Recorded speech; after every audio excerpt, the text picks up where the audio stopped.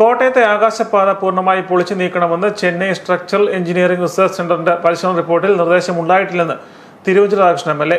മുൻപ് 3 തവണ പരിശോധന നടത്തിയിരുന്നതാണ്. എന്നാൽ ആകാശപാതയ്ക്ക് എതിരായ റിപ്പോർട്ട് ലഭിക്കാതിരുന്നതിനെ തുടർന്നാണ് ചെന്നൈ ആസ്ഥാനമായുള്ള ഏജൻസിയെ കൊണ്ട് പരിശോധിപ്പിച്ചത്. ഈ ഏജൻസി നടത്തിയ പരിശോധനയിലും ആകാശപാതയുടെ തൂണുകൾക്ക് ബലക്ഷയം കണ്ടെത്തിയിട്ടില്ല. മുകളിലെ ചട്ടക്കൂടിൽ ഏതാനും ഭേദഗതികൾക്ക് മാത്രമാണ് നിർദ്ദേശമുള്ളത്. എന്നാൽ പദ്ധതി ഇല്ലാതാക്കുന്ന ലക്ഷ്യത്തോടെയാണ് സർക്കാർ മുന്നോട്ട് പോകുന്നത്.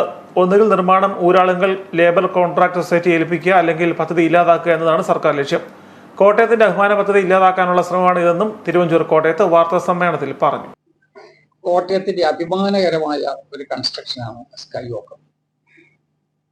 ദൗർഭാഗ്യവശാൽ അത് വീണ്ടും വീണ്ടും വീണ്ടും മുന്നോട്ട് തള്ളിപ്പോകുന്നതിന് വേണ്ടിയുള്ള പരിശ്രമമാണ് നടത്തിക്കൊണ്ടിരിക്കുന്നത്. ഗവൺമെന്റ് ഇങ്ങോട്ട് പറയുന്ന ഒരു കാര്യങ്ങളും നിലനിൽക്കുന്ന കാര്യമില്ല. ഗവൺമെന്റിന് വേണ്ടി വാദിക്കുന്നു എന്ന് വരുത്തി തീർത്തുകൊണ്ട് ശ്രമിക്കുന്ന ചില രാഷ്ട്രീയ സംസാരങ്ങളും യഥാർത്ഥത്തിൽ യാഥാർത്ഥ്യമായിട്ടൊന്നും ബന്ധമുള്ളതല്ല. യാഥാർത്ഥ്യം ഒരു വഴിക്ക് നിൽക്കുന്നു, പ്രചരണം വേറൊരു വഴിക്ക് പോകുന്നു. നമുക്ക് കോട്ടയം നിവാസികളായ മുഴുവൻ ആളുകളുടെ ഏക ആഗ്രഹം ഈ സ്കൈ വാക്ക് വളരെ ഭംഗിയായി മുന്നോട്ട് കൊണ്ടുപോകണം എന്നുള്ളതാണ്. സ്കൈ വാക്കിന്റെ തീരുമാനം പൊളിറ്റിക്കലായിട്ട് എടുത്തതല്ല. അത് യഥാർത്ഥത്തിൽ നാഗ്പാക്കിനെ കേരള ഗവൺമെന്റ് ചുമതലപ്പെടുത്തി നാഗ്പാക്ക് ഒരു സ്റ്റഡി നടത്തി.